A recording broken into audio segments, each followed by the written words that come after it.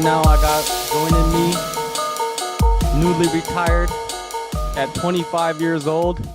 25 years old. Who retires at 25 years old? I don't know. This guy. Suman Mokhtarian, what's going on? Smart man. What's going Not on? too Smart much, not man? too much. Just loving retirement.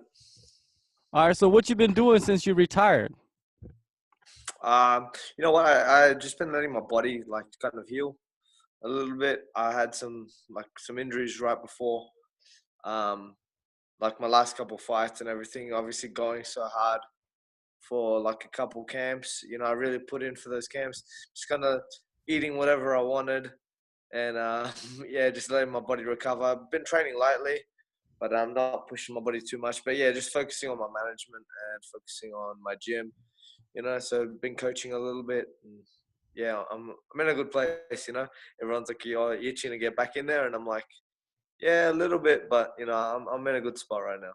All right, well, you're still very young, so you never know Yeah. what can happen, next year or the year after or whenever. So, Well, everyone seems to forget I went on like a 2-year hiatus and didn't fight, and then I came and had 3 fights in like 10 weeks, and then now I'm like, yeah, I'm over it. I don't want to do it. But you never know. Like maybe in a couple of years' time, I'll be back into it when I can prioritize my time a little bit better. for real, well, in that time frame, the internet just blew up with all the things that you were doing. It's Yeah, it's it's crazy that how the internet can help someone that is on the other side of the world notice you, and yeah, they've yeah, never yeah. even heard of you before, but because of these clips, because of like Instagram and Facebook and all these like social networking sites, they know who you are. So you might run into somebody in the future and they're from fucking like Iceland or some shit, and they be like, "Damn, man, I seen you on the video, man. Like, Yeah. what's up?" Oh, it was funny. I actually went to like right after I did my TP, like that first submission. I went to Thailand like a week after, Mm. and I was like on the mats, and I think George was somewhere nearby, and someone comes up and goes, "Hey, aren't you that guy, that TP guy?" I was like embarrassed. I'm like, oh, I'm getting known as that guy now. Like, it's cool, you know. Well, the But TP guy doesn't sound that good. yeah, the TP guy sounded horrible, but you know, I got sick of seeing myself on fucking Facebook. I was like, man, every time I clicked on, someone was like sharing one of my videos and stuff, and it's cool, like to get recognition, but like after a while, it's like, man, I'm sick of seeing myself. You know, I've got to look at myself in the mirror every day. So when I jump on Facebook, I don't look at other people. I don't want to look at myself. But You know, like at that time, though. I very rarely like even like old fights or anything, like win or lose. I never like watching myself fight. Mhm.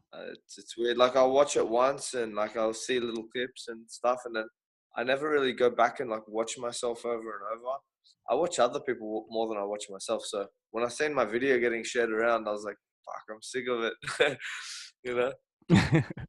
Well, wasn't it a big, let's say, kind of like a confidence booster for yourself to have, so many people kind of like recognize your work? Yeah, it was. It was great. Like you know, especially when the first 2 subs that I hit, the TP and the Twister, I think everyone was like, "Oh, well, they didn't know if it was legit." You know, when I did it the first time. Then when I did the Twister, they were like, "All right, maybe this guy is always into something a little bit different." It was a bit of a confidence boost, but I know what I'm capable of. You know, and I'm capable of much more than what I showed. Mhm. Um, like myself, I'm very very not, I don't know what the word is.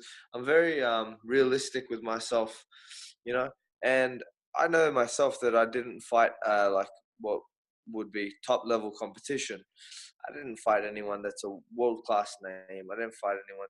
You know, the first guy that I fought him on I think 5 days notice because he was a replacement. I was meant to fight Rodion Manchaves from the Philippines, who's Mhm. I think it was 5-1. He was meant to be like a tough fight, but Rodion didn't get his visa done and got denied. You know, when he got denied, that was pretty disappointing. You know, and I just made the most with the opponent that I had. Sam Chan had a great record, was out of the game for a while. You know, and he was known as a submission guy, so I was happy to kind of get the submission win over him. Mhm. And the last opponent I had, I didn't even see him until the day of the weigh-in, but might as well have fought my dad, you know. You know, but like I'm realistic about it. Like, you know, I think the one thing that's going to get me back in the cage or back in the ring, cage, whatever it would be to test myself against top level competition.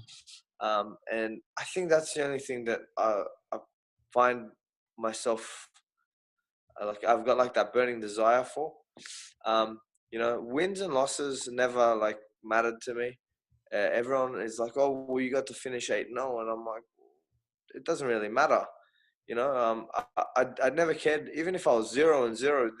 Me being 8-0 and finishing isn't like me saying, oh, I retired on top or nothing like that. Because apart from the submissions that I did, I still have like a lot more that I want to achieve. I think that just at this point in time, and this point in my life and career, that those like dreams of mine need to be put on hold. If I do come back to fighting, right, it would mainly be just to test myself against the top level guys, you know. And the thing is, I always wanted to be different to everyone else in Australia. The only reason I went and fought back, I said to myself, I'll never fight back in Australia ever again. After I fought on Rebel, I said I'll never fight back in Australia because I didn't like a lot of the things in the Australian scene. I didn't like how the promoters treated some of the fighters. And I linked up with Hex, which was amazing, you know. And I said to Hex that, listen, I'm not in competition with anyone. I don't wish to compete with anyone. I'm in competition with myself. I want to fight against guys around the world, you know. I always like that international feel. And they said that they'll do that for me. If I fight again in Australia, it would most definitely be on Hex. And if I did, like, I've already got in I'm not coming out of retirement, but I've got in mind who I would want to fight, you know. And man, like, some people would say like you're crazy, some people would say you're not, but I want to fight some of like the best submission guys in the world. If someone said to me tomorrow, fight Shinya Aoki, you know, I'd love to fight Shinya Aoki, to say I fought him and I tested myself against a guy like him. But the only fight right now that I can see bringing me out of retirement, right, is Imanari. Oh, You know, okay. All right. yeah, man. Like, and like things like that appeal to me. You know, like I would love to fight him. I would love to fight. He's a legend of the game, known as one of the best leg lockers ever in MMA. You know, but yeah, like a fight like that would really intrigue me and really put my skills to the test. I'm not a jiu-jitsu world champion, and I'll never be a jiu-jitsu world champion. I think my grappling works for me, and it works for MMA. And someone like Imanari would, like, if I subbed him, it would be pretty legit, you know. And I'm sure a lot of people would say the chances of me subbing him are slim to none. But I'm sure if someone has trained with me, or like trained enough with me, they would know that I could. You know, he might sub me, and there's no doubt about that. He can sub some of the best guys in the world. Yeah. You know, and that's where how realistic I am. Like, I'm sure if he gets me in the right leg entanglement, he'd probably tap me out. It's about if he can get me in the right leg entanglement, you know.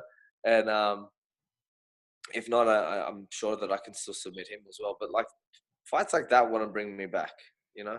I still have like a lot more that I want to prove. I might be having a grappling match next month. And like I've kind of said to the promoter who's doing the show, and I'm like, man, I don't really care. I'm like, just get me the baddest black belt you can find. I'm like, we can do a match, you know, just a sub only match. I don't like points. I don't like all that shit. I still have like a desire to compete, you know. For sure. So That's well, you know, like a fighter like Imanari, and you know, like a legend in the grappling game, you know, that he is. And he's fought so many times in MMA, so it would be a great fight. And especially a big test for yourself against such an yeah, experienced dude. So it's cool to yeah, hear something, you know, like you like kind of having like a plan of like, maybe if I do go back, I would like to face this guy, not just like, you know, you're being more realistic, like you said, about yeah, like your you know, your record right now, who you have faced already. But in the future, you would like to face someone like, you know, Imanari or even Aoki, man. Like those are like straight legit, you know, world champions right there. I've actually thrown this out to my manager, And like I said, I'm not a jiu-jitsu world champion. If you see me on the mats, I get submitted on the mats. That's no problem. You know, like uh, anyone who says that they don't is lying. You know, it's part of learning. Um, but the other fight that I said to my manager that I would come back for, and this is kind of crazy, more crazier than the Imanari fight, is that I said to him, man, I'd fight Kron Gracie. Mm-hmm. I'm like, he's a Ooh. featherweight. I've been fighting at featherweight. He's 4-0. He's a jiu-jitsu world champion. I know he just beat Kawajiri, but I'm like, oh, man, like fighting Kron Gracie would be like a dream. In Hickson's like, Ryzen too? In Ryzen yeah, too? oh yeah, Ooh. I'd fly over to Ryzen to fight in that. And Ooh. Hex is actually one of the shows that is linked up with Ryzen. You know, they're under the Alliance banner Mm-hmm. together. So I said, man, if the Kron Gracie fight ever came up, I'd definitely love to fight Kron Gracie. And in all respect to him, I'm a huge Kron Gracie fan, like from jiu-jitsu to MMA and like down to his father as well, Hickson Gracie. I'm a huge fan, you know, and I just think it would be like just great to taste my skills against someone like that, you know. And like I said, win, lose or draw doesn't really make a difference to me as long as I could put on a show. You know, if he put me in a choke, I guarantee you I wouldn't tap. I'd let him put me to sleep. Mm-hmm. And people have seen in my fights, if I get put in an armbar, I'm willing to let Kron Gracie break my arm. You know, Yeah. um, it would be a fun experience. You know, Yo, and the promotion leading up to that would be pretty sick because all of your highlights, like they could play, yeah, yeah, leading up to the fight, and his highlights and like, Ryzen, New Year's Eve, that would be a pretty sick ass fight. You know what I mean? Like if they I could push think for that. I think that like definitely we could push for that fight as well. And the thing is, right, as much as I think Kron Gracie is legit, like in MMA. Mm. I think what he did to Kawajiri, his game plan of working in the clinch, dirty boxing, and breaking Kawajiri down until he could soften him up and submit him and finish him was amazing. Right? But the thing is, I still think that I was speaking to one of the fighters about this yesterday. On any given night, anyone can win.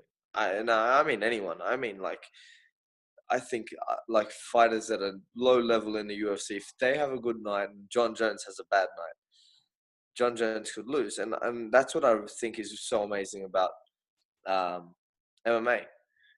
I think everyone would think that I'd be a severe underdog in that fight, but if we didn't see who was it when Marcelo Garcia, one of the greatest jiu-jitsu practitioners ever, went into MMA, his jiu-jitsu didn't quite work for him.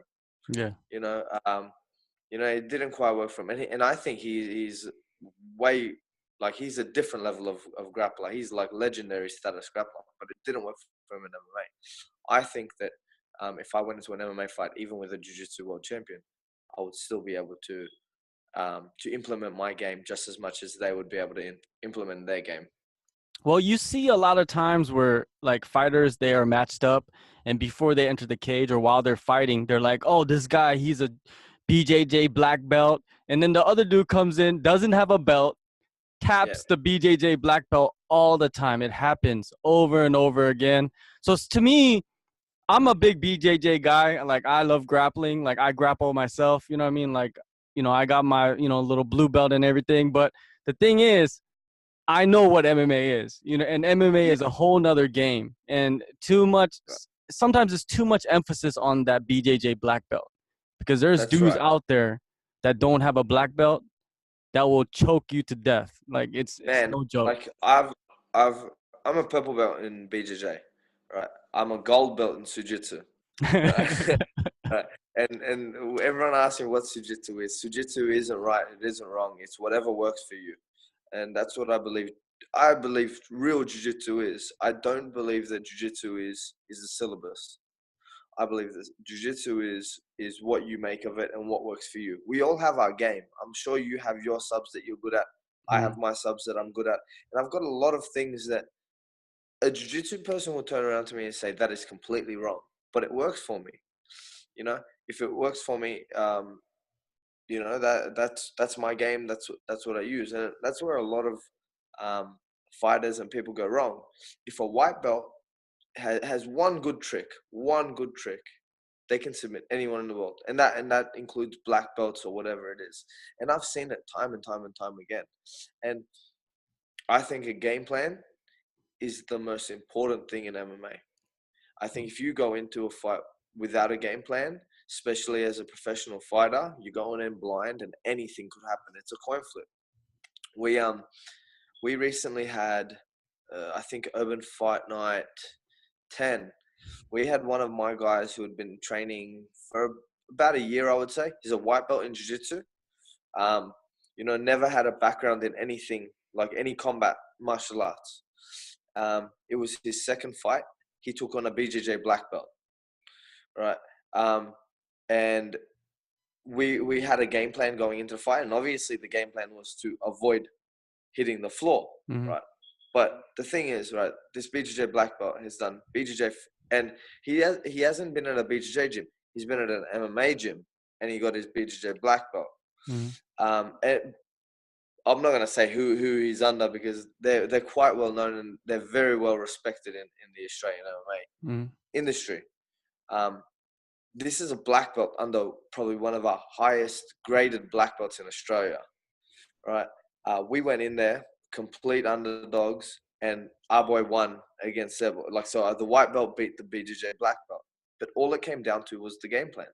Now, some people can say, okay, well, I've got a BJJ black belt, but if you can't take someone down, there's no point of having a black belt, you know, and that's the thing. If you can't use it in a self-defense situation or an attacking situation, your BJJ black belt in MMA is useless. You have to be able to make it work for you. You have beasts in the UFC, like Demetrius Johnson, who wear a white belt, but will tap out Wilson Ace, you know? Black belt. Yeah, exactly. The belt itself doesn't mean anything, you know? It's a sign of like the years that you've done and stuff like that. But in MMA, you know, in jiu-jitsu, they say a belt covers a couple inches of your ass or something. In MMA, it covers nothing, because you don't take that belt in the cage with you, you know? Or you could wear it on your shorts like BJ Penn. Yeah. Well, there's a fight that would intrigue me. BJ Penn. There's the only way I'm going into the UFC, if they give me BJ Penn. Well, he's a featherweight. He's a featherweight. You know what? I never even thought of that. I thought of him as the lightweight. Yeah. BJ. So if the UFC is listening, give me BJ Penn. If Ryzen's listening, give me Kron Gracie. If Hex are listening, give me fucking Imanari. They can fly him over. You know, but it seems like that you're happy in retirement and you're focusing on like the other stuff, like your other businesses. Like you have One Out Fighter Management that you're really busy with. How many fighters do you have under that umbrella? With One Out Fighter Management, I think I have, not including the fighters that I train myself, I think I have about 15 that I've signed. 15 that I've signed. I don't want to sign too many in like weight divisions. Like, so the way I've kind of assessed my program with One Out is I want to have from amateurs to pros. So I've signed a couple of amateurs as well. And people are like, well, for a management company, why does an amateur need a manager? And I'm like, because, you know, the same way a kid needs direction, so do fighters. You know, when your child comes into a gym and they're like, well, I don't know what to learn. Well, you teach them, well, this is the syllabus, this is jiu-jitsu, this is wrestling, this is what we do. An amateur going into the pros is a scary experience sometimes. And I think that they need guidance into that as well, especially in Australia, because I've seen a lot of fighters without any amateur fights go straight into the pros, and then you see them, they have like 5-6 losses. They're 0-5, 0-6, and you know, and it's not their fault. You know, they're fighting guys that are out of their league. They need to be built up from the amateurs and then into the pros. So I signed up a couple of amateurs, and then I've got my pros. And just like today, even for instance, I'm signing my first guy from Germany. Oh, you know, okay. so you know, I'm really trying to go international with this, and I really want to hit like a worldwide market. And that's the thing. If I'm fighting, I can concentrate on the fighters that I've got in my gym. If I'm not fighting, I can concentrate on like a global domination, and that's what I'm after. You know, I'm not thinking about just Australia. I'm not thinking about just New Zealand. I want to change the face of MMA in the world. Mm-hmm. You know, I want to be doing great things. I want to produce good fighters as a coach and a manager. You know, sometimes it's not about the coach. Sometimes it's not about the fighter. Sometimes the manager plays a big part of it too. You know, so I've got like 15 guys outside of that, and I've got a lot of other fighters that are speaking to me right now. But I want to make sure I'm taking on the right guys. Well, I I heard want to something make interesting the other day. Like, the word manager. It's like the guy, I forgot who it was. It was Adrian, Adrian Broner, right? The boxer. yeah. Yeah, he has a manager, Paul Heyman, but Paul Heyman doesn't consider himself a manager. He doesn't like the word manager. He likes the word advisor. Advisor, yeah. Yeah, and I think that fits better of what you're talking about. Like you're like, Yeah. especially the amateur guys, you're like advising them. You're doing manager things, but you're also advising them. And what a manager does, that word manager is not really advising. It's just like you're just controlling or something like that. So Yeah, I think well, that's advisor would be better. that's the thing that people kind of don't realize. So these amateur guys that I'm taking on, I'm not making any money off it, you know. Mm, And it's not even me like looking down the line and saying, hey, I might make 10% of this guy's wage one day or anything like that. Like I've got like amateur guys that are like they're ready to turn pro, and I'm telling them don't turn pro yet. You know, take your time. You know, do everything right in the amateur leagues before you go pro. You know, when other managers or advisors would turn around and say, "Nah, go pro," thinking, "Listen, I might make a quick buck off them." yeah. You know, I haven't made any money off being an advisor or a manager, and I'm not really after that. You know, I'm literally after exactly that. Like I want to get the guys in the right position to make their dream come true. And I know that sounds cliche, and a lot of people say it, right? But the way I look at it is if I can get if I can sign 5 guys from Australia to the UFC, that's 5 extra guys that are signed to the UFC. You know that we don't have signed right now.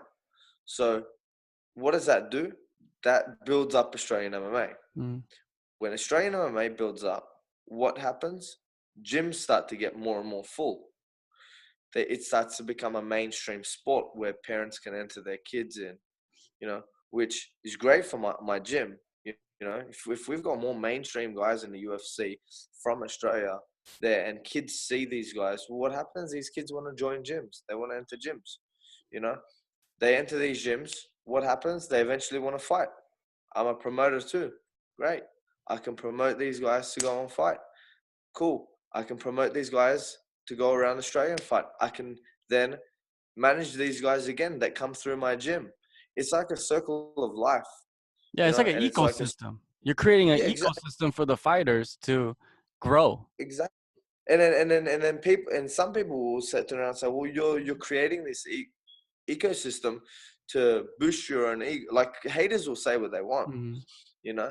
They'll say you're doing this whole thing to boost your own ego. You're doing this for your gym. You're doing this for your promotion. You're doing this for your own pocket. You're doing this for whatever reason. And they can say whatever they want. But at the end of the day, right, if I'm making someone's dream come true and my gym and there's more numbers coming into my gym, there's more fighters on my promotion, there's more fighters on promotions around Australia, and I can do a service where I'm getting fighters the fights that they want, the promoters the fighters that they need, you know. mm. Why can't everyone be happy, you know? And I know a lot of people will hate on it, you know, but the only reason they hate on it is because they're not doing what I'm doing, or they're too lazy to do what I'm doing, you know. Well, that's part th- of it. yeah, That's that's a that's huge the part. reality of it. Everyone wants you to do well, just no one wants you to do better than them. Yeah. So anyone who wants to talk shit about me and especially people that are in the industry, if it's a promoter, the only reason you talk shit about me is because I've said fuck your promotion and I don't want to have my guys on your promotion anymore. Mm. You know, if you're a fighter, it's either for one of two reasons. Either you want to be like us, right? Or you've had your ass kicked by us, Mm. right? One or the other. And then if you're a fighter that isn't managed by me and you're like, all right, well, I wish my situation was like that. You're just burning that. You didn't get on it. You signed with the wrong guy. You know, like I said, I'm trying to do good things. And anyone who's been managed by me, anyone who's been coached by me, any promoter who has spoken to me not like a piece of shit, a promoter who has spoken to me like a normal human being will know exactly what I'm like. If my fighters are treated like shit, trust me, everyone will know about it. I will throw that promoter right under the bus, right? What does people say? Oh, he's talking shit about this promotion. He's not doing his fighters any favors. You know, like why are you like cutting that bridge? It's not me cutting a bridge. I don't want to deal with that promotion anymore because you've treated my fighter like shit. You know, so Well, it's kind of like that Battlefield situation. oh, that was fucked. You know, that was really fucked I was up. there. Yeah. I saw you there. Yeah. Yeah, we were there. Like, there were so many people there from the industry. You know, Trent from Hex, he was there Yeah. because he was Yeah. trying to do something with them, right? They were trying to Well, link that's up. the thing was, so what Battlefield wanted Trent to do, Battlefield wanted Trent to match the card, right? Mhm. When they wanted Trent to match the card, Trent said, listen, I've got my own promotion. I've my 100% time is into that. And I was with Trent most of the time there. And that's actually when Trent convinced me, or I'll say conned me into fighting for Hex. You know? Well, But we have to make it clear. Trent is Trent James from Hex. He is the yeah, boss. yeah, he's the boss at Hex. Okay. Yeah. So the So people that are listening, he they know who he is. yeah, so Trent, they were like, okay, well, if you're not going to match the card, this is our first show. Um, and we would like, because they've seen how successful Hex's blueprint was, Mhm. they were saying, can you come over here and be an advisor? So they wanted him to come to the show, write down points on things that they're doing good, things that they're doing bad. And Trent came there, and I remember they set up a little table for him. He sat there with his laptop, and he was going around the back, and he was noting things down to there was no mats in the back to warm up on, you know, things about tape that they should have had for the fighters just in case it wasn't all organized, you know, Mhm. because you got to remember fighters going into a foreign country sometimes they can't organize things themselves, they can't do it, so these things need to be organized. You know, the whole glove situation. So Trent noted down a lot of things. I think the last point that Trent noted down, and he must have done it when he got back to Melbourne, was he noted down pay all the fighters because Battlefield obviously forgot to do that. You know, Yeah. so they brought Trent over. I'm pretty sure they were meant to pay for Trent's time that he was there too. Um, but Trent doesn't really give a shit about stuff like that. Um, but you know, they were meant to pay Cyborg, they were meant to pay Benson Henderson, they were meant to pay so many people. And the worst part is the people that I was dealing with, like from Battlefield, like so I was there with Raja. Mhm. Um, and the people that I was speaking to, I'm not gonna name because they were made out to be the scapegoats. They had nothing to do with it. But they were told, oh, you know the fighters, speak to the fighters, help, communicate. You know, a good English speaking person who's a Korean that knows the fighters, who's been around the game, and bring everyone around and you help everyone out, kind of like a manager Yeah. of the show. You know, so they brought this guy around, and literally when the money was going missing, or the fighters started asking about where all their money was, everyone like was asking this one guy, hey, where's all the money, where's all the money? But this guy wasn't in charge of anything. Mhm. You had the higher up bosses who were making promises, and writing contracts in the hotel saying we promise you we'll pay, yada yada yada. It was just fucking, it was very sad to see. But some fighters got paid. Yeah, of course. We don't want to say which ones, but I do know some Yeah, of the fighters did get paid. It's yeah, weird, like how they chose which fighters got paid and which fighters did get exactly. paid. It's kind of weird, like I don't understand that. But I know a few guys that were on that card. There's, Yeah. they most likely moved on. You know what I mean? But deep inside, they're angry, man. They put their life on the line for that show, Well, fuck. man. Yeah, like, you look at some guys like one of my friends, Gurkhan, Tokyo Master fought on the show. Man, he went in there and all respect to him, he's a friend of mine, but he went in there and I think he got like TKO'd in like 20 or 30 seconds. Hmm. Right. Now forget about like his health being on the line. The guy's a fighter. He knows what he's getting himself into. But you got to remember, every time you lose, a piece of you dies. Right? Now, when you lose in 20 seconds, sometimes like a big chunk of your heart gets ripped out, Hmm. and it's for some fighters, it could break them. They might never be the same fighter again. You know, the least you could do is pay the man. Exactly. You know what I Well, mean? Or isn't like, Gokhan is signed now to ACB? I think I saw that. yeah, Gurkhan signed to ACB, but like we know ACB is gonna pay, but Yeah, of course. but but the thing with the ACB thing is like they've signed like maybe 30, more than 30 fighters. They signed like 30, 40 fighters, right? In And Australia? in Australia, yeah, and more than half of them don't have matches yet. For their You know, card that's happening in yeah, Australia? yeah, December 9th. Oh, You damn. know, it was funny because they were like, okay, so here's the ACB contract, here's your purse, but you're not gonna get your opponent just yet, you know, and everyone was kind of like weirded out by that, but they seen Mm. the ACB name, a lot of people signed the dotted line, so a lot of people have signed the dotted line and they're involved, but they don't have their opponents yet. It's hard with companies like ACB, which run so many shows, that like they can do it on a month's notice. I think what's going to happen, and I think that ACB are doing great things Yeah. in MMA. Like, as much as people are saying like it's run by whoever or whatever, I think they're doing great things as giving fighters another avenue, firstly, to go Mm. to. They're paying fighters well, and they're rewarding fighters for finishes, which is great to see. And they pay them extremely well. But the thing is, with companies like that are getting so big, I think it's gotten so big so quickly, that it's starting to get a little bit hard to handle at times.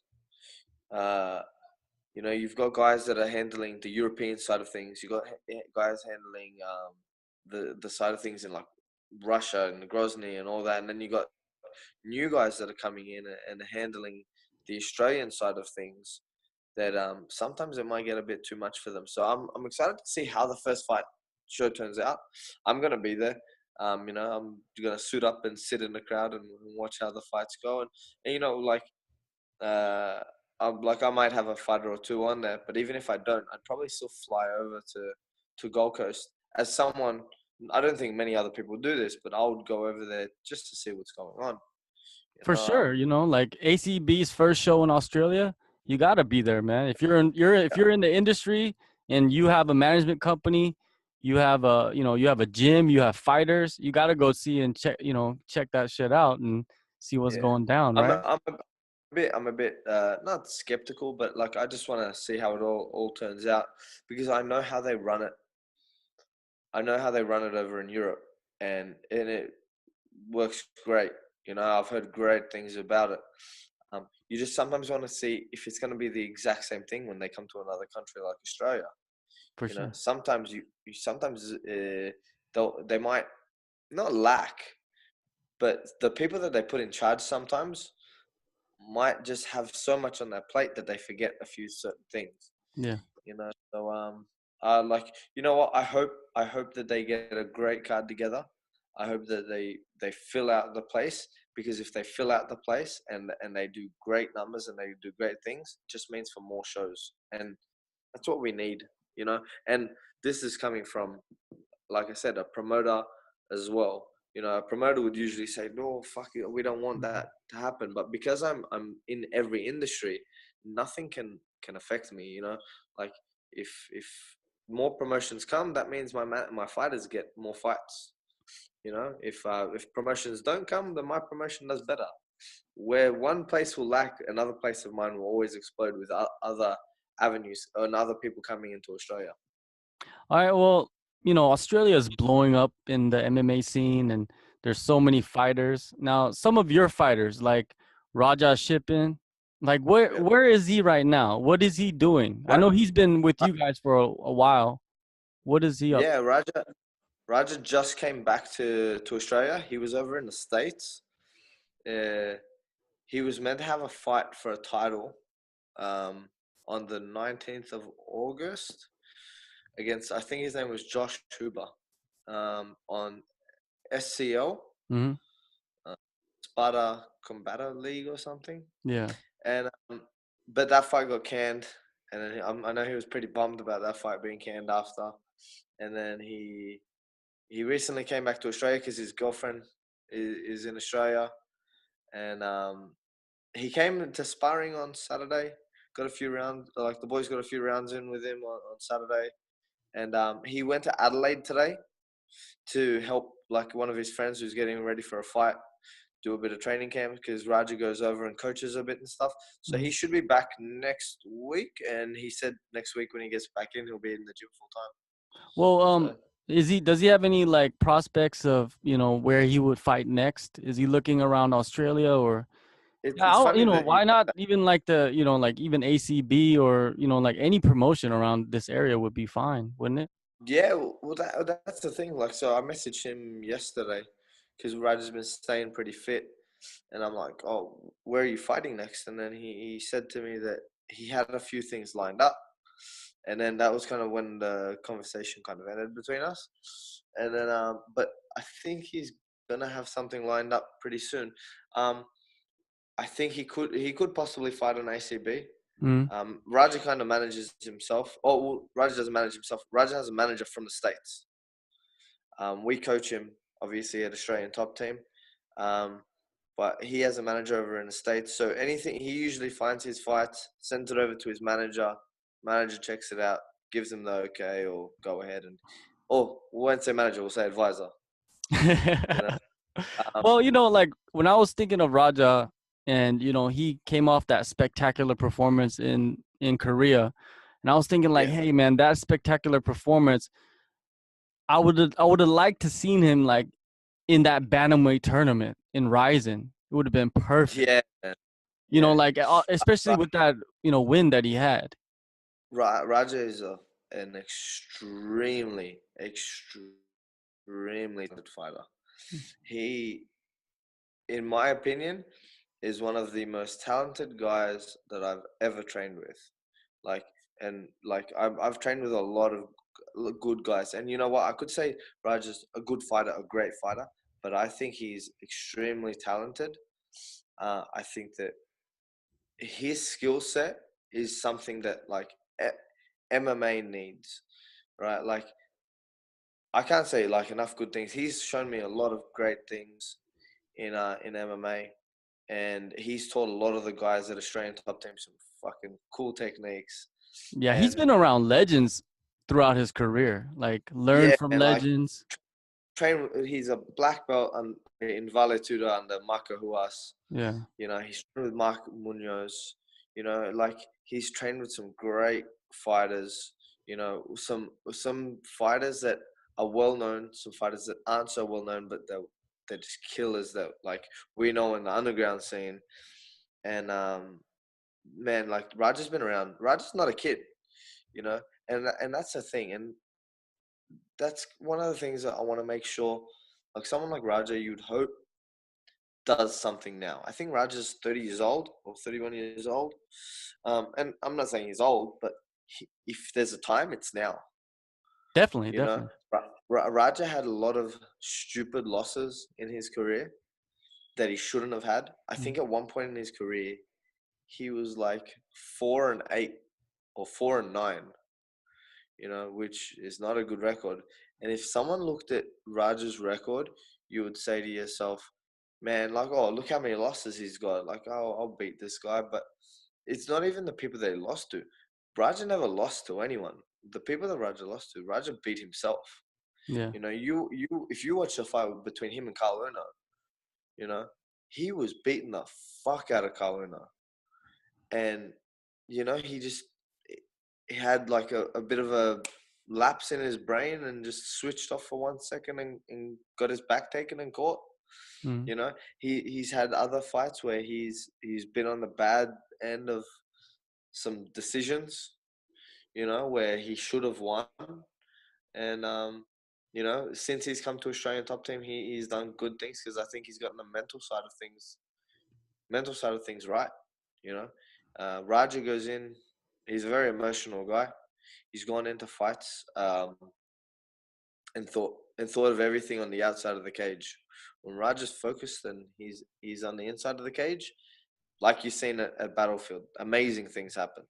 And you Yeah. could see it at the start of the fight. He started a bit flat, and the guy was coming at him hard, and then boom, one thing just changed and just spun his way out and Yeah. killed that guy.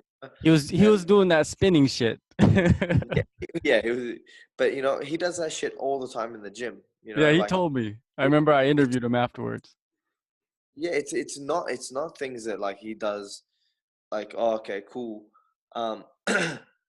It's not things that he just got scared and spun his way out and landed an elbow. Like these are things that he does every single day in the gym, and he's a great guy to train with as well. He's helped me a lot with my stand up and my clinching and just views on striking for MMA. And I've helped him heaps with his ground and stuff like that because Raja's got a good ground game. Raja's skilled on the floor. He just doesn't do it. He just doesn't use it, And I remember before he fought Jesse Medina, Jesse's a guy that I manage. So I started managing Jesse after he lost to Raja, and when he was fighting Jesse, you knew he was fighting a BJJ brown belt who I think had 11 wins, and out of his 11 wins, all wins were by submission, mostly rear naked chokes. So he said to himself, man, or if he could train with me every day and like Aiden and stuff like that, if he could handle himself with us on the floor, then no way he was going to get subbed by Jesse. And then that mentality got built into him. So he trained the house down, worked the jiu-jitsu every single day. And it didn't become one of those points where, in his previous fights that happened, he would train, he would be bashing a guy, he would hit the floor, and instead of saying, I can work my way out, he would say to himself, oh, fuck, here we are. And he would get submitted or something. Mm-hmm. When he trained with us so much on the floor, he was comfortable to the point where he was taking Jesse down and he was controlling Jesse on the floor, And when Raja's switched on, he's an amazing athlete, and I think that he could compete at any level, UFC, Ryzen, and I think something like Ryzen is what would suit Raja. Like you said, in that bantamweight tournament, he's an exciting fighter. Yeah, I was like, when they were putting that together, I was thinking like they need to bring Raja in there. He's been around this area. He's fought in Japan before, like he'd be perfect for it. Like he's at the perfect age, like you said, perfect age. He's like, this is it. Now or never for him. Like he's got to go in there and fight the big guys, and that tournament would have been perfect. That's right. And at the end of the day, right, like I think Raja's had a great career. He's had over 30 fights as a professional. I think, like you said, it's not now or never, but I think now is when you're gonna see he just got back from training with like guys like DJ Dillashaw and stuff like that. Like he was just training over with those guys.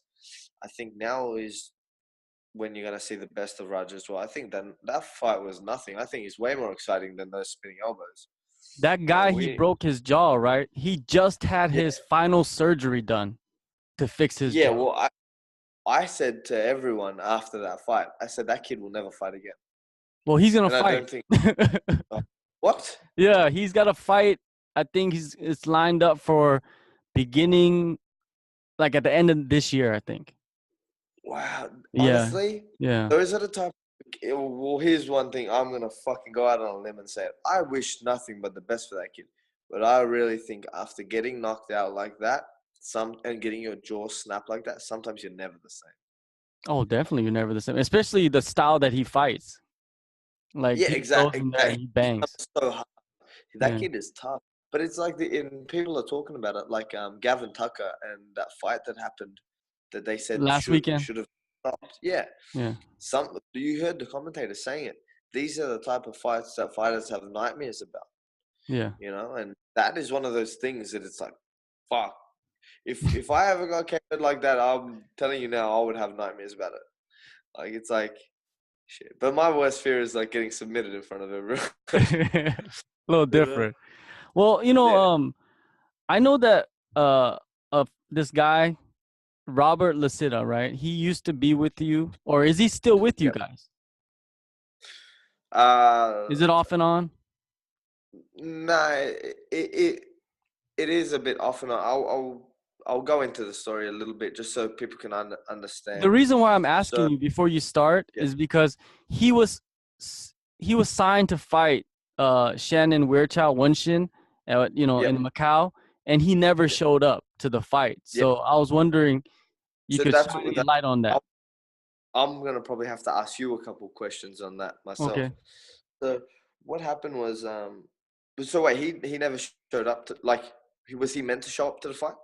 Yeah, he was contracted to fight in Macau, and from what I heard is he never showed up during fight week, and they had to replace him with somebody else. Okay, so what had happened was um Rob Robert had some problems obviously at home, and he's an emotional guy. I love Rob. Like Rob's, I would say probably one of the people that not only inspired me, but he pushed me and he gave me my first opportunity to fight a rebel. If it wasn't for Rob, I would have never fought on my first rebel.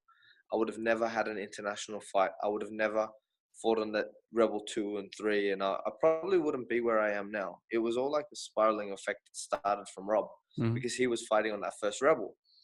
So when Robert got me onto Rebel, we had trained together because other fighters didn't want to train with us. So I was kind of Rob's only sparring partner. And we became very close. After that Rebel fight, he signed to one. He won his first one fight, and then he was in Thailand. And reality of it is this: Thailand got the best of him. He got complacent in Thailand, and it happens.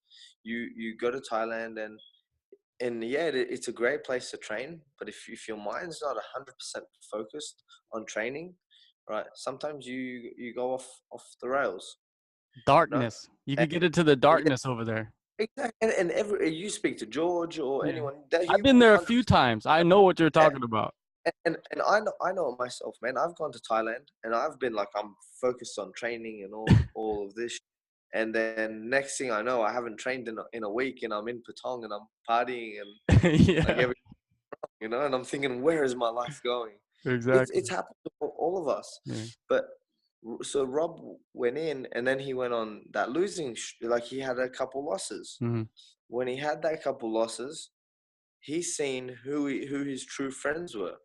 He's seen who the people around him really were. And what happened was he knew he needed to get back to Australia. So he did. He came back to Australia.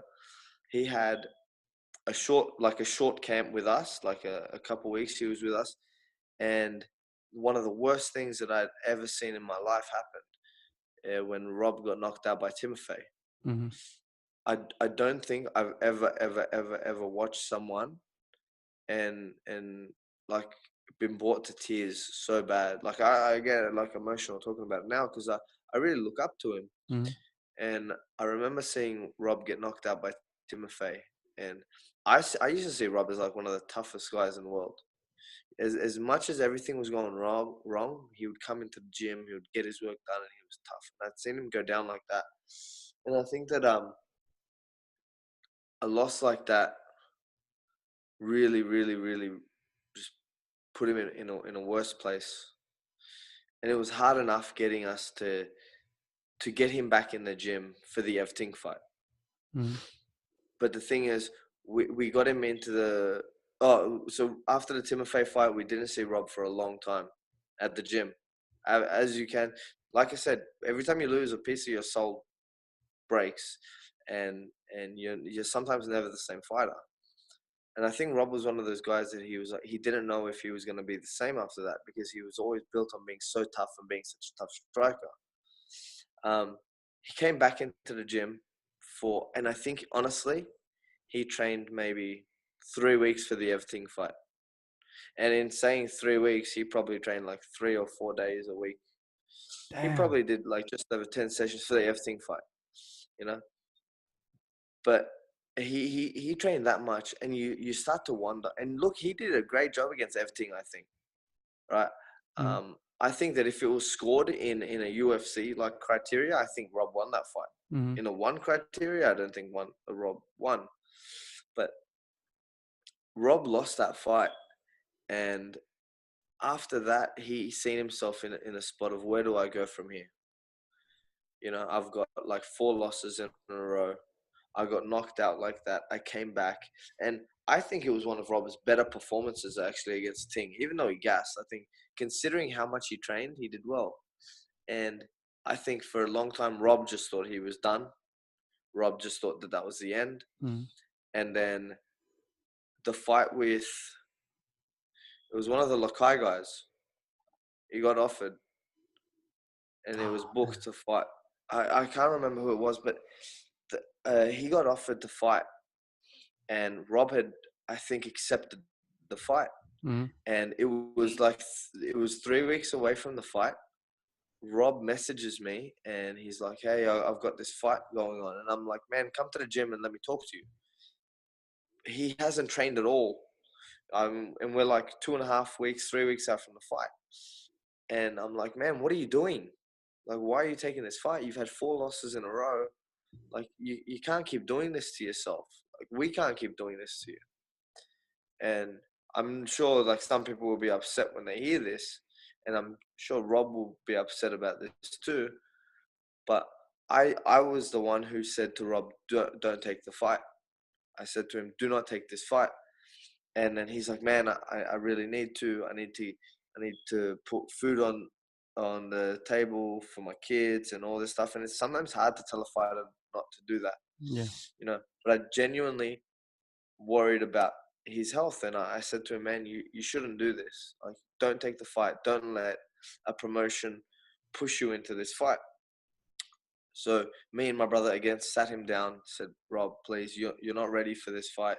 Don't take the fight. And that's us working not just as an advisor, as a friend. Mm. You know, saying don't do this. You know, you're not ready. And he was real prideful, and that's where it goes wrong. But he ended up messaging them and saying, you know, I've got a few issues at home. And it wasn't issues. It was Rob had left it for too long, wasn't training in his off season, and just waited for the phone call to come. And when the phone call came on short notice, he just wasn't prepared to take the fight. Mm. So he didn't take the fight. And then I'm like, Rob, please just start coming into the gym and just training regularly, and maybe we can do something down the line. You'll be better prepared for next time.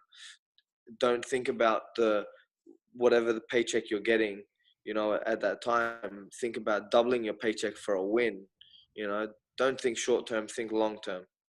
He listened to us on that first one, and then when the second fight got booked against Sharon or whatever his name is, Wirchai, when that fight got booked, Rob hadn't been in the gym.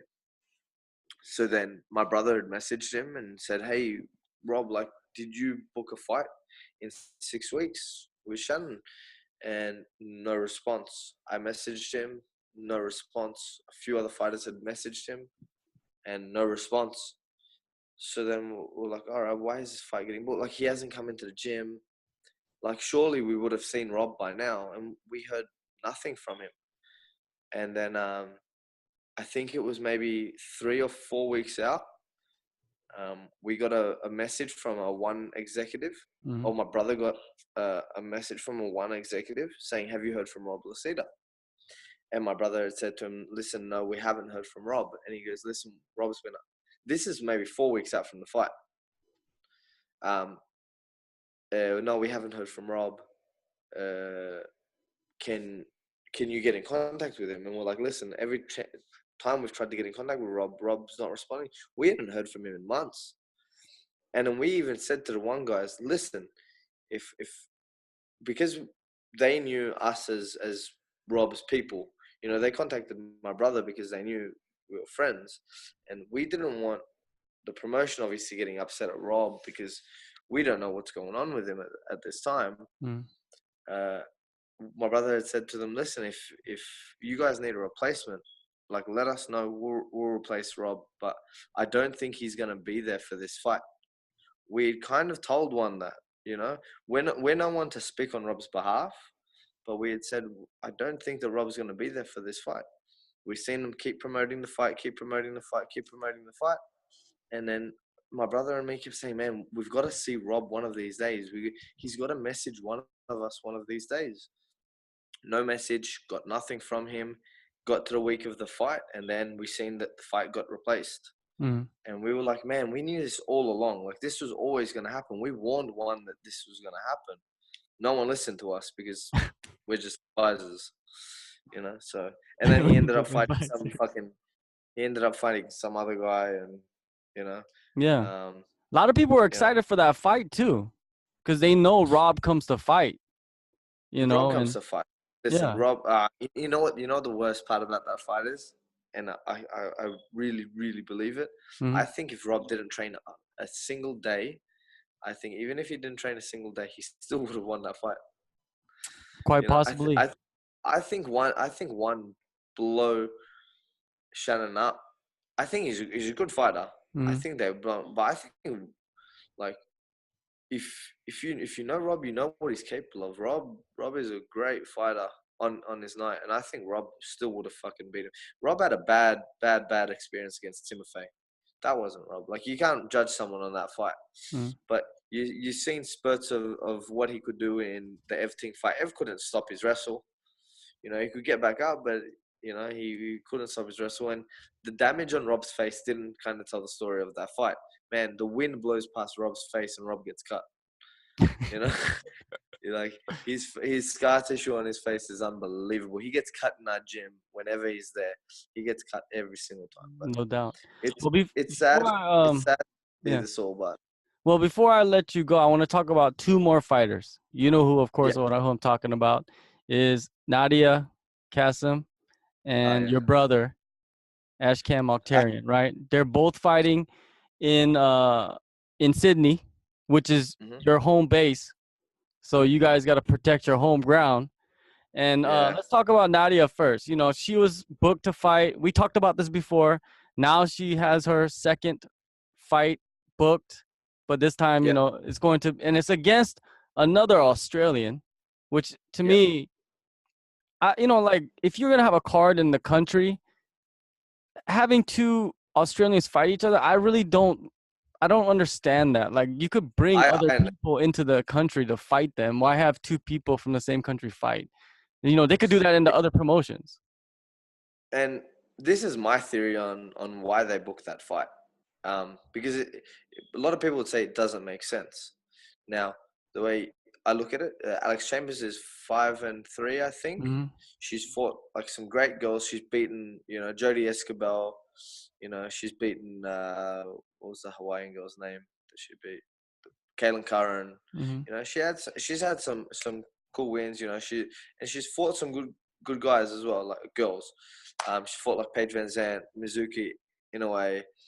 She fought these girls, so the experience and everything is on Alex's side. Definitely. 100%.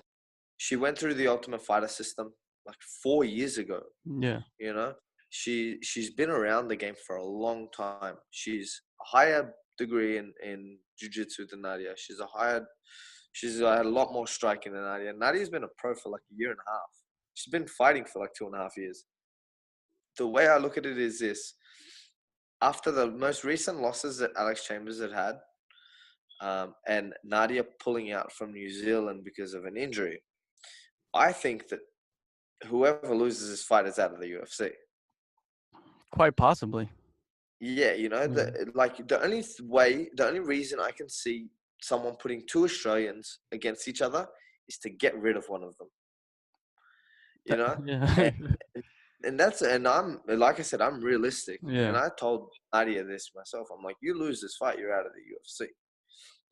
You win this fight, they build you. They'll say, okay, here's our new Aussie girl. And they're gonna boot the old girl out. Yeah.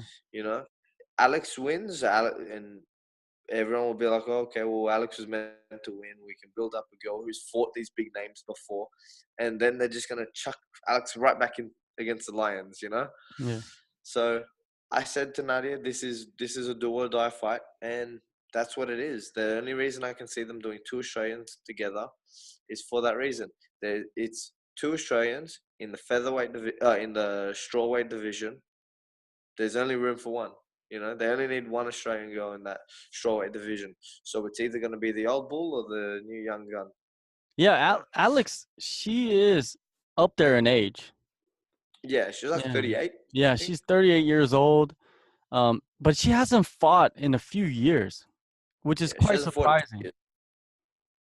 Yeah. Well, she's been training at American Top Team for the past 2 years, and this is what Nadia says as well. I think Nadia did an interview with UFC Fight Week in Australia. When they did an interview with her, they go, well, how do you feel about fighting another hometown girl? And Nadia said, I'm not fighting a hometown girl. I'm fighting a girl who left. She goes, I'm the hometown girl. She goes, this is my city. This is my ring. And she goes, this is my octagon. She goes, when she enters that, she'll know it. She goes, the home crowd is going to be behind me. And she goes, she's coming into enemy territory. So how long has Nadia been in camp? Has she been in camp for a while now?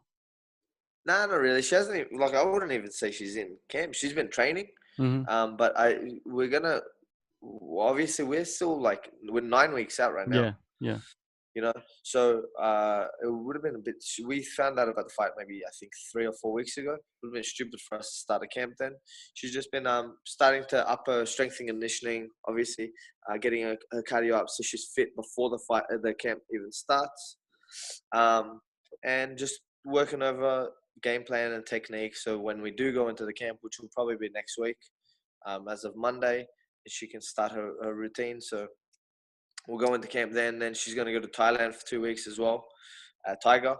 So I get George to help her out there. But so she's been training for the last maybe 3 or 4 weeks, just kind of grooming herself and getting ready for it. Obviously testing out her old injuries and stuff, and she's been doing really good. She's been looking great in training, and that's what's really pleasing about it. She looks great before the camp has even started, and that's not just me saying that. She's actually been, even my brother said it the other day. We were doing, I think it was on Tuesday, we were doing drills. We were doing conditioning, pads and stuff, and doing grappling rounds during it. And she was partnered up with my brother, and I was the pad holder. And then after she was hitting pads and stuff, and then she was grappling with my brother was like, man, Nadia just really feels like she's on right now. She just really feels like she's in a good place. And he usually has something to complain about, but he didn't complain about anything with Nadia this time. Well, her knee is all good. And what you're saying is she's just she's hungry, and you're getting her mental side ready. So when she goes in. Nadia is always kill or be killed, just like me. She's like, you're either going to kill me or I'm going to kill you. And she's going into that. She, like I said, she's not really one of those people that cares about the UFC and all this stuff.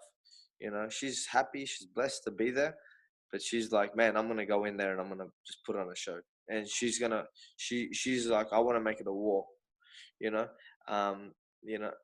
think that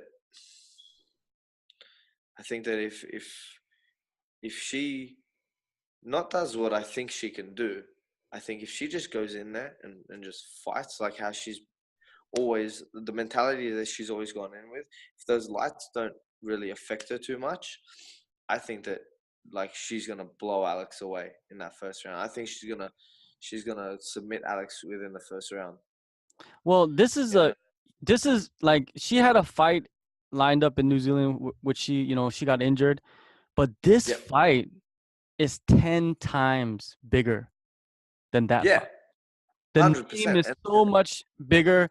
She's fought like the top girls in that division, even though she Yeah. lost, but she fought them. She hung with them. So Yeah. if Nadia goes in there and beats her, they're gonna give her somebody good next time around. I think. I feel Yeah. that.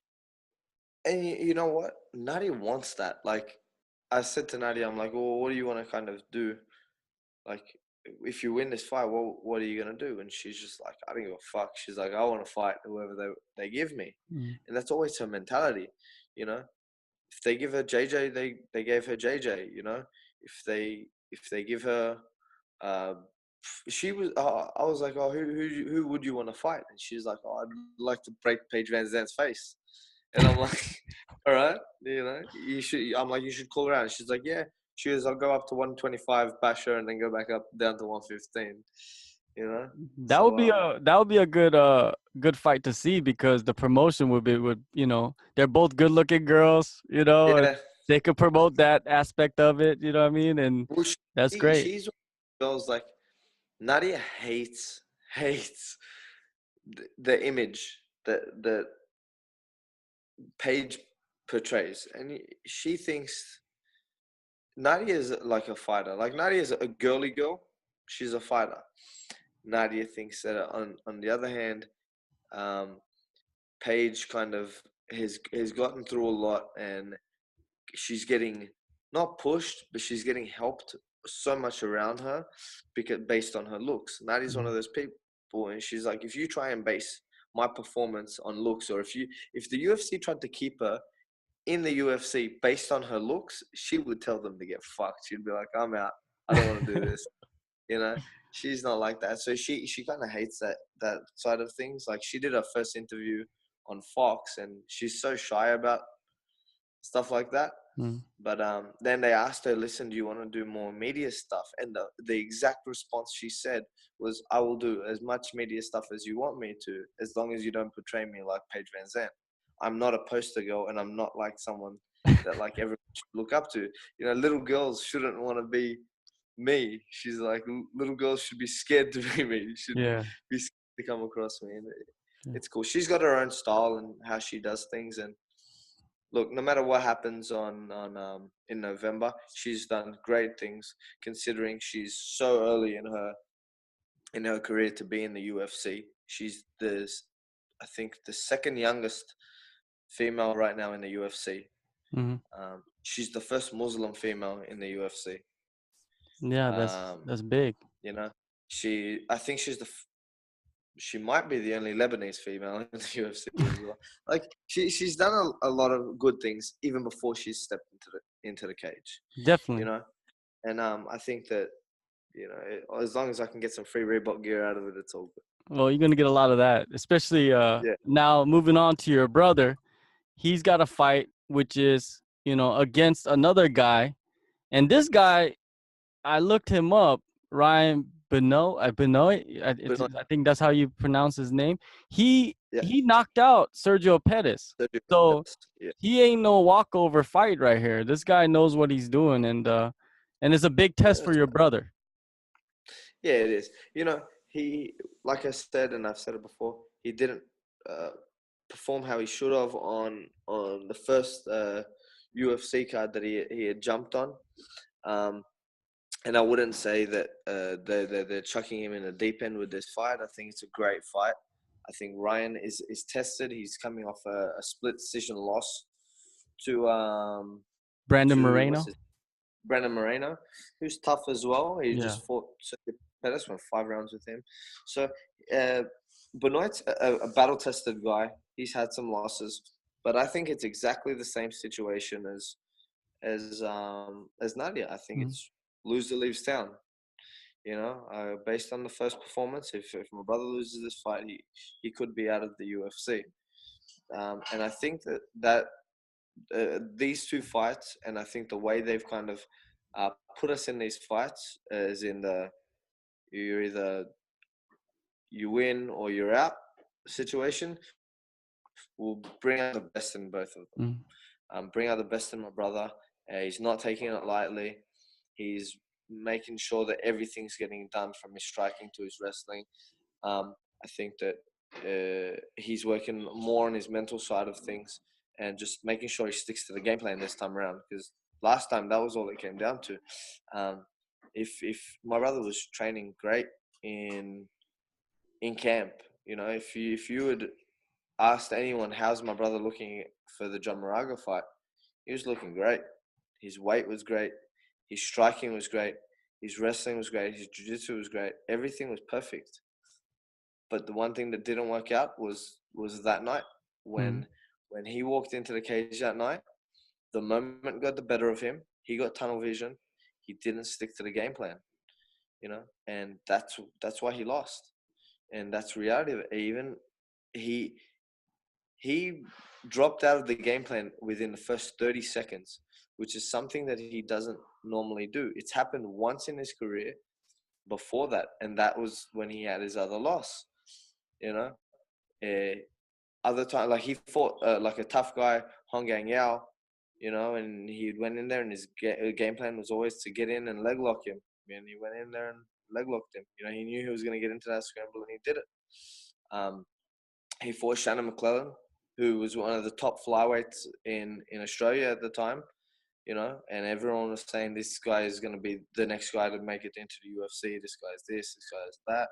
And the game plan was for us to put the pressure on Shannon, take him down and beat him up. And he did that, The game plan against Moraga wasn't to shoot in on him. The game plan wasn't to make this a grappling match. The game plan against Moraga was a stick and move and work it. And when one thing went wrong, he went off that game plan. So as long as he sticks to the game plan this time around against Benoit, I think he will go good. Everyone might look at, okay, yeah, he knocked out Sergio Pettis, or he went 3 rounds with Moreno, who was real tough.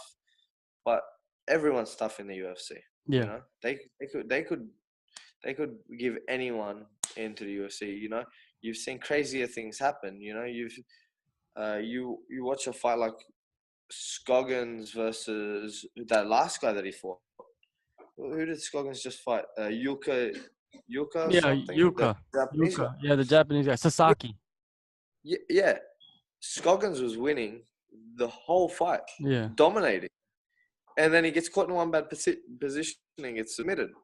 Now, would you say Sasaki's good, or would you say that Scoggins is shit? Like it really comes down to one bad move can change a whole fight. And I think that that one bad move for my brother's first performance, when he shot in on Moraga put him to sleep with that guillotine. He woke back up. That fight should have been over. That fight should not have gone out of the first round. My brother was asleep. My brother said he woke up and he was still in the guillotine. And if you looked at a certain camera angles, you can see him go limp, and the referee didn't catch on to it. But that and then he says he remembers nothing after that. That should show in itself what type of fighter he is. He's a real fighter, and I think that this fight with Benoit is going to be exactly that. Either my brother's going to go in there and kill him, or he's going to kill my brother. So with both your fighters, having camps running concurrently, right, parallel. So are you taking full reins? Like you're going in deep with these camps right here? Because now you're retired. You could eat the cheesecake, the tiramisus, all that stuff, right? So you could kind of 100% put your whole, like your mind, your body, your soul into this and coach them to victory, basically. Yeah, 100%.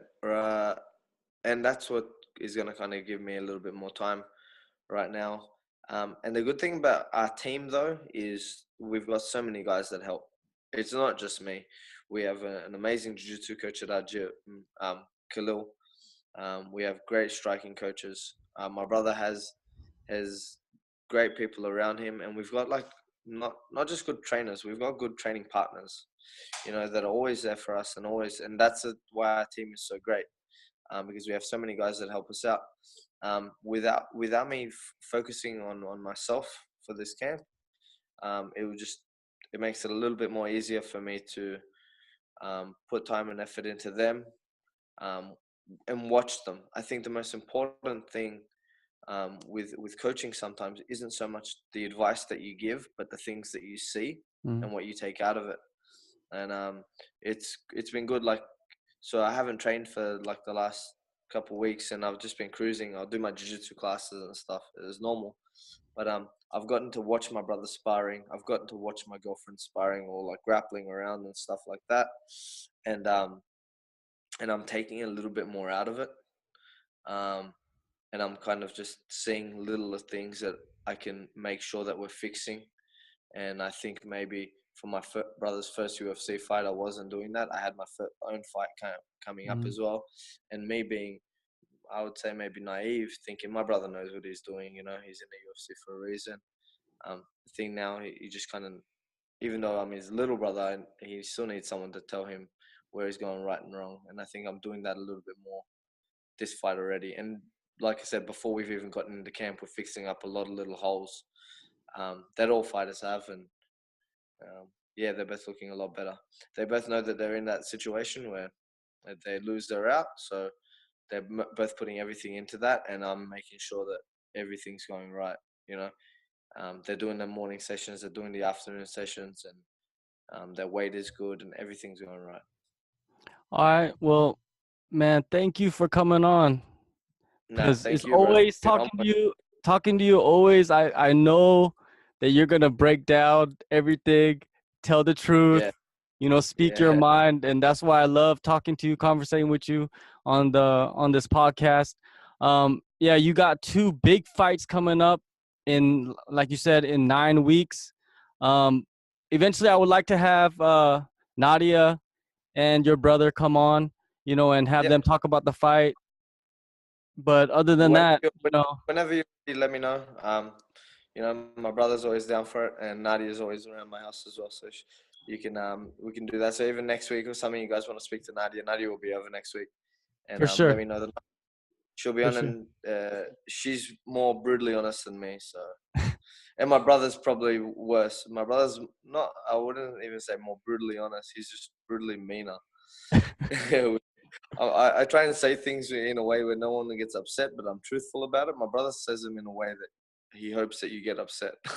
Those are my favorite people, man. Those are my favorite people, Speak your mind. You got nothing to lose. There's a reason why no one likes us. Well, thank you for coming on. Thank you very much. You're in Sydney, check them out. Go to Australian Top Team, take a class.